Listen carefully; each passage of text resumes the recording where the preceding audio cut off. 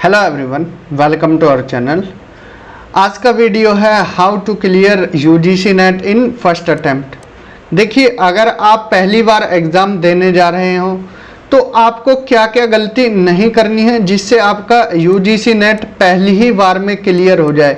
UGC net क्या, आप JRF ही clear कर जाओ। तो अपना टारगेट बनाकर रखें कि पहली बार में ही आपको क्या है, जेआरएफ निकालना है। तो किन किन चीज़ों को ध्यान में रखना है, यही हम आज की वीडियो में बताने वाले हैं। तो टारगेट जून 2024, जो एग्ज़ाम अभी 50 दिन बाद होने वाला है, 16 जून जिसकी तारीख आ चुकी है, 16 जून को एग्ज़ाम होगा। ये बाकी चीज़ें हमने बता दी हैं कैसे होगा। इस बार चेंजेस आए हैं, ओएमआर सीट पर होगा, ठीक है, और 3 तरह से रिजल्ट बनेगा। ये सारी चीज़ें हमने प्रीवियस वीडियोस में बताई हैं। तो अगर आपने वो वीडियोस नहीं देखी हैं तो डिस्क्रिप्शन में आपको लिंक दे देंगे, उन वीडियोस को ज़रूर देखें। जो चेंजेस हुए हैं यूजीसी की तरफ से, उन चेंजेस को ध्यान में ज़रूर रखना है, ठीक है। तो आज हम बताएंगे how to clear UGC NET in first attempt. तो इसके लिए कुछ इम्पोर्टेंट हमने पॉइंट्स बताए हैं, उनको डिस्कस करेंगे और उन पॉइंट्स को फॉलो करना। देखिए, पहला पॉइंट है स्टे मोटिवेटेड एंड पॉजिटिव। तो पहला पॉइंट क्या है, हमारा हमेशा क्या है, सकारात्मक रहना है, नेगेटिव चीज़ों से दूर रहना है, नेगेटिविटी मन में नहीं लानी है। अगर आपके फ्रेंड्स या कोई सर्कल, आपका जो कलीग हैं, वो आपको डीमोटिवेट कर रहे हैं तो थोड़ा उनसे किनारे हो जाएं, क्योंकि अब आ गया है आपका परीक्षा का समय। अब बचे हैं आपके पास कुल 50 दिन, मान के चलो बस।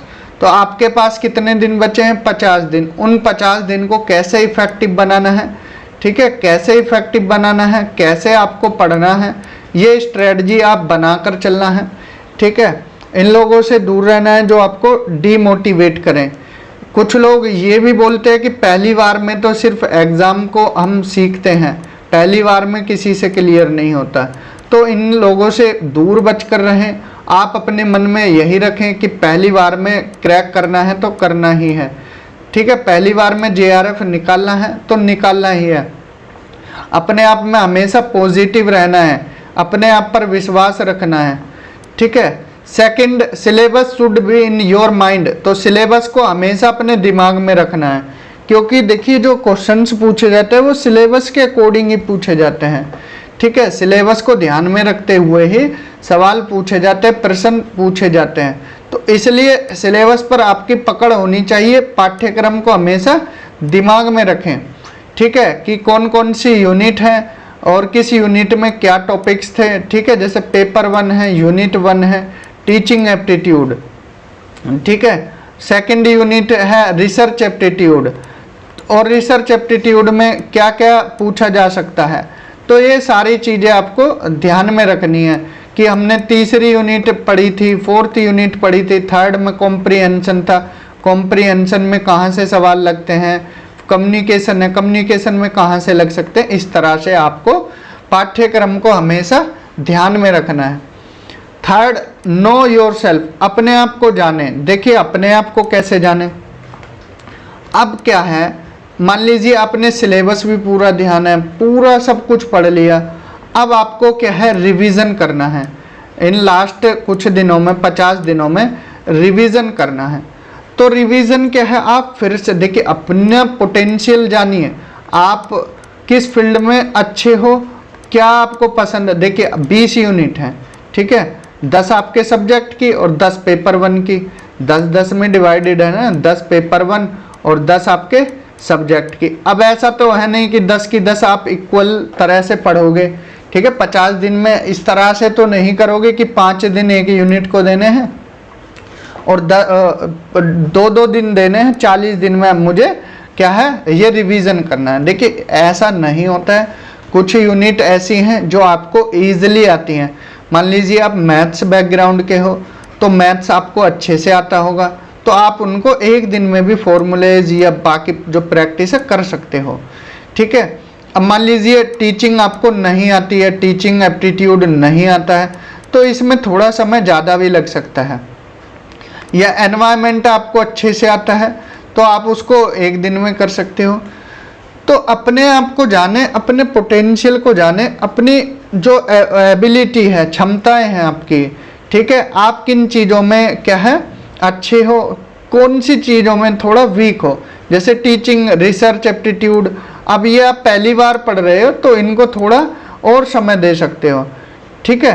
तो इस तरह से आपको क्या है यहाँ पर अपनी स्ट्रेटजी बनानी है। स्ट्रेटजी बनाकर चलें, जो स्ट्रेटजी बनाकर चलेगा वही क्या है सक्सेस होने के उसके चांसेस ज़्यादा रहते हैं, ठीक है। पहला मोटिवेटेड रहना है, हमेशा पॉजिटिव रहना है, डिमोटिवेट नहीं होना, नेगेटिव लोगों से दूर रहना है, अपने टाइम को कैसे इफेक्टिव बनाना है, सिलेबस को हमेशा ध्यान में रखना है, ठीक है। सिलेबस को एक आप ऐसे भी कर सकते हो, अपने जो टेबल है स्टडी टेबल उसके सामने भी चिपका सकते हो, ठीक है।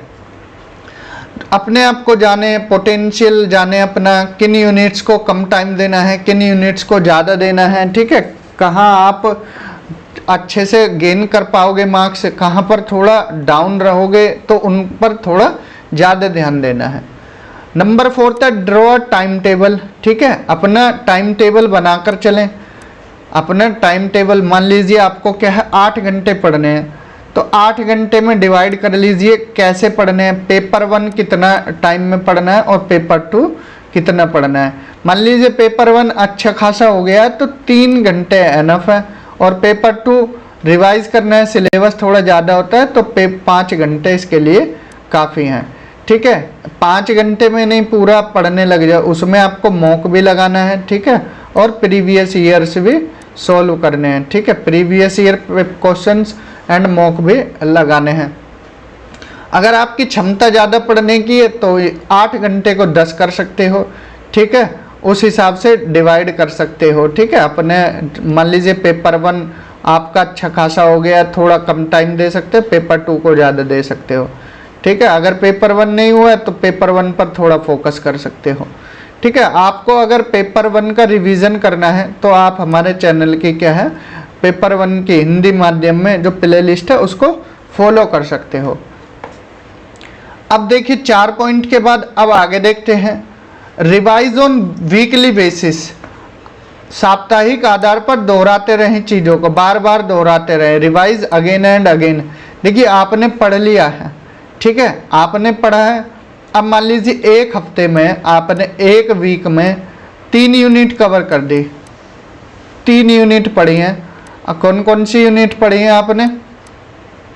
आपने पढ़ी है teaching aptitude, research aptitude and higher education. तीनों यूनिट अच्छी हैं।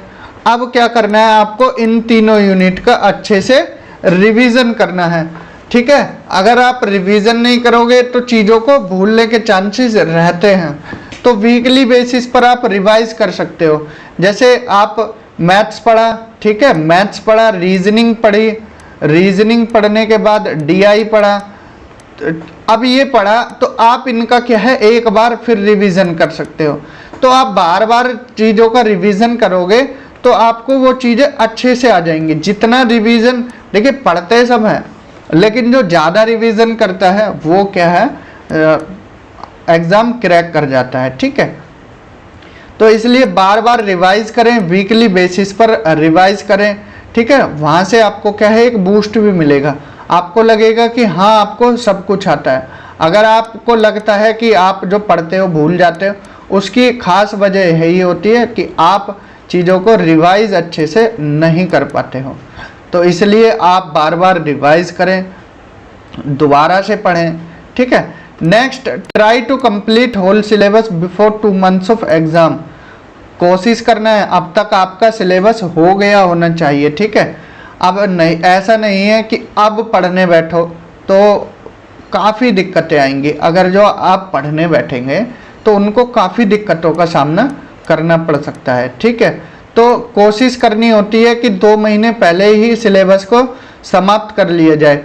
अब जो टाइम है आपका, वो टाइम है आपका रिवीजन का, जैसा कि हमने बताया बार बार रिवाइज करना है, मॉक लगाने का, मॉक पेपर्स एंड PYQs, जो PYQs हैं उनको सॉल्व करने का। ये लास्ट 2 महीनों में क्या करना होता है, revise, mock, PYQ। Revise mock PYQ, ये यही करना है पूरा दिन, रिवाइज मॉक PYQ। इससे आपको चीज़ें इतनी आ जाएंगी कि आप एग्ज़ाम में जैसे ही बैठोगे आप 100+ क्वेश्चंस आसानी से कर ले जाओगे, ठीक है। 105+ क्वेश्चंस आप आसानी से कर ले जाओगे और आपका क्या हो जाएगा, JRF, ठीक है। फिर आपको कोई टेंशन नहीं रहेगी, फिर आराम से एडमिशन लेना है PhD में, अपनी रिसर्च करनी है और अपनी आगे की तैयारी करनी है, ठीक है। सॉल्व मॉक टेस्ट पेपर, जैसा कि हमने बताया आपको क्या है, ज़्यादा से ज़्यादा मॉक टेस्ट पेपर्स लगाने हैं। यहाँ किसी कोचिंग का हम प्रमोट नहीं कर रहे, ना नाम ले रहे, आप कोई भी कोचिंग फॉलो कर सकते हो, ठीक है। मॉक पेपर्स के लिए कोई भी कोचिंग्स को फॉलो कर सकते हो। XYZ कोई भी कोचिंग है जो मॉक पेपर प्रोवाइड करती है, ठीक है। बस देख लेना कि उनकी क्वालिटी कैसी है। तो मॉक टेस्ट पेपर हल करते रहें, क्योंकि अगर आप अलग अलग, देखिए अलग अलग जगह से अलग अलग मॉक लोगे तो आपको चेंजेस देखने को मिलेगा, ठीक है। आपको लगेगा कि कौन से क्वेश्चंस इसमें छूटे हैं, इसमें नहीं है, तो मॉक आप खरीद सकते हो, ठीक है। सॉल्व प्रीवियस ईयर पेपर्स, पुराने सालों के पेपर्स, एक बुक भी आती हैं, ठीक है, वो ले सकते हो। प्रीवियस ईयर पेपर्स की बुक्स ले सकते हो, ठीक है। या फिर आप प्रिंट आउट निकाल सकते हो, प्रिंट आउट UGC की वेबसाइट पर जो प्रीवियस ईयर पेपर्स मिल जाए उनका प्रिंट आउट या कोई बुक ले सकते हो, ठीक है। प्रीवियस ईयर पेपर्स की उन क्वेश्चंस को सॉल्व करना है। क्वेश्चंस को सॉल्व करोगे तो आपको पता लग जाएगा कि कैसे आपको एग्जाम देना है, ठीक है। इसके बाद सबसे इंपॉर्टेंट चीजें, टाइम मैनेजमेंट ड्यूरिंग एग्जाम, परीक्षा के दौरान समय को ध्यान में रखें। देखिए स्टूडेंट्स की हमेशा यही शिकायत होती है जब वो UGC नेट का एग्ज़ाम देते हैं, यही शिकायत होती है कि टाइम कम पड़ गया, ठीक है। क्या सुनोगे अगर आप एग्ज़ाम हॉल के बाहर रहोगे कि टाइम कम पड़ गया, ठीक है। अब टाइम कम नहीं पड़ता है, टाइम तो इतना ही होता है। सबके लिए कितना होता है, 180 मिनट्स होते हैं, सबके लिए ही क्या है 3 घंटे होते हैं। अब ऐसा तो है नहीं कि आपके लिए घड़ी क्या है पीछे कर दी, ठीक है। ऐसा तो है नहीं कि आपसे पहले पेपर ले लिया, सबके लिए टाइम इक्वल होता है। बस यहाँ पर पेपर को कौन कर ले जाते हैं पास, जो टाइम को मैनेज करते हैं एग्ज़ाम के दौरान, ठीक है। आप घर से ही क्या है एक पूरा सोच के चलें कि आपको कैसे एग्ज़ाम को यहाँ पर करना है, ठीक है। आपको किस तरह से आपको अटेम्प्ट करना है एग्ज़ाम को। तो अगर आप पहले से ही दिमाग में बसा के चल रहे हैं कि मुझे तो इस तरह से अटेम्प्ट करना है, तो आपको कोई दिक्कत नहीं रहेगी। अगर आप एग्ज़ाम में गए सीधा और बैठे पहले क्वेश्चन से ही करने लगे और पहले क्वेश्चन के बाद 10वें में फंस गए, 10वें में फिर रुक गए, 5 मिनट यहाँ ख़राब हो गई, तो इस तरह से आपका टाइम यहाँ पर किल होता है, ठीक है। इसलिए टाइम को क्या है आप मैनेज करना है, कैसे आपको एग्ज़ाम अटेम्प्ट करना है, कैसे पेपर को आप अटेम्प्ट करोगे, वो सब आप पहले से ही ध्यान में रख कर चलें, ठीक है। जैसे यहाँ पर एक हमने बताया है, ये सिर्फ हमने बताया है, आपको अपने हिसाब से फॉलो करना है कि आपकी जो कैपेसिटी है पेपर 1 कितना अच्छे से आता है, पेपर 2। देखिए अगर आपको पेपर 2 में आप एवरेज हो या ठीक ठाक हो तो 90 मिनट्स में भी कर सकते हो, ठीक है। अगर थोड़ा मतलब कि पेपर 2 थोड़ा नहीं पढ़ पाए या रिवाइज थोड़ा रह गया तो आप 100 मिनट्स लगा सकते हो, टाइम ले सकते हो, क्योंकि पेपर 2 में 100 क्वेश्चंस होते हैं और 100 मिनट्स भी लोगे तो आसानी से आप कर ले जाओगे, ठीक है। या 90 मिनट्स का टारगेट बनाना है।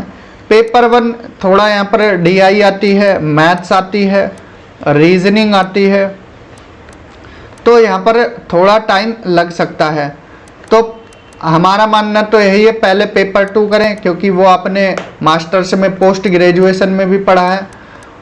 तो पेपर 2 को करोगे तो वहाँ से आपको कॉन्फिडेंस मिलेगा, देन पेपर 1 करोगे तो अच्छा रहेगा। ये स्ट्रेटजी बना के चलोगे तो अच्छा होने के चांसेस रहते हैं, वरना आप पेपर 1 भी कर सकते हो, ठीक है। पेपर 1 पर कमांड है, पेपर 1 भी कर सकते हो, देन पेपर 2, तो यहाँ 100 मिनट्स ले सकते हो, यहाँ 70 मिनट्स ले सकते हो, 70 मिनट्स ले सकते हो। जो लास्ट 10 मिनट्स है OMR, क्योंकि इस बार एग्ज़ाम किस पर होगा, OMR सीट पर, ऑफलाइन एग्ज़ाम होगा। तो ऑफलाइन एग्ज़ाम होगा तो पहले आप चेक करें कि आपने सारे गोले फिल किए हैं, ठीक है। सारे गोले, अगर 5 गोले भी छूट गए तो आपको दिक्कत आएगी। क्यों दिक्कत आएगी? क्योंकि नेगेटिव मार्किंग नहीं होती है। आपको कितने गोले भरने हैं? 150 के 150 गोले ही भरने हैं। अगर आपने 149 गोले भी भरे तो एक क्वेश्चन छूटा, वहाँ दिक्कत आ जाती है। आपको भरने 150 गोले, ठीक है, पूरे के पूरे एकदम, यहाँ नेगेटिव मार्किंग है नहीं, ठीक है। और ये जो 10 मिनट से ये इन्हीं चीज़ों को देखने के लिए, या आपके पास आपके 10-15 क्वेश्चन बच रहे हैं, आप उनको लास्ट में कैसे अटेम्प्ट करना है, ये सब एनालाइज कर सकते हो। अंतिम 10 मिनट्स में आप इन चीज़ों को ध्यान में रख सकते हो, ठीक है। इसके साथ साथ कुछ और टिप्स भी हैं, ठीक है। और टिप्स नहीं है ये, आप देखिए अपनी हेल्थ का ध्यान रख सकते हो, क्योंकि अगर एग्ज़ाम से पहले हेल्थ ख़राब हो जाती है, काफ़ी दिक्कतें आती हैं, ठीक है। अगर आपको फीवर भी आ गया थोड़ा सा, वो आपके 4 से 5 दिन खराब कर देता है, प्लस फिर आपको परेशानी होती है, ठीक है। आपका फोकस टूट जाता है, फ्लो टूट जाता है जो आप पढ़ाई कर रहे थे, फिर आपको फ्रस्ट्रेशन होने लगती है और इसी फ्रस्ट्रेशन में आपका एग्ज़ाम बिगड़ जाता है। तो इसलिए अपनी हेल्थ का ध्यान रखें, ठीक है। अच्छा खाएं, अच्छा पिएं और अच्छे से रहें। तो इस वीडियो में इतना ही, मिलते हैं अगली वीडियो में। तब तक अपना ध्यान रखें, अच्छे से पढ़ते रहें, रिवाइज करते रहें। Thank you, have a good day.